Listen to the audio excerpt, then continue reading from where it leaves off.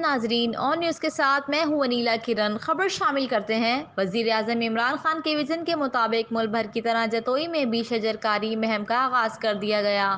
پودے ہم مختلف جنگلات میں اور اسکولوں اور کالجز میں لگا چکے ہیں، اور 5 تاریخ کو ہمارے ڈپٹی کمشنر انجینئر شعیب ترین صاحب کوڑے کا اسکول میں خود مہم کا آغاز کر کے گئے تھے جی۔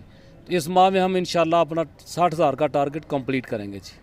اسٹینڈ کمشنر جتوئی اور رینج آفیسر محکمہ جنگلات نے پودا لگا کر افتتاح کیا۔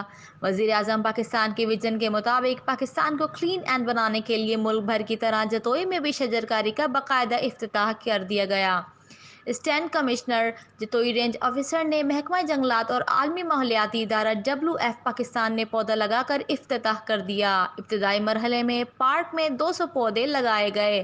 اسٹینڈ کمشنر کے مطابق تحصیل بھر کے اسپتالوں اور اسکولوں میں 15,000 پودے لگائے دیے گئے، جبکہ 60,000 پودوں کا ہدف ہے جو کہ اس مہینے میں مکمل کر دیا جائے گا تاکہ ملک کو کلین اینڈ گرین بنایا جائے اور ماحول میں بہتری لا سکیں۔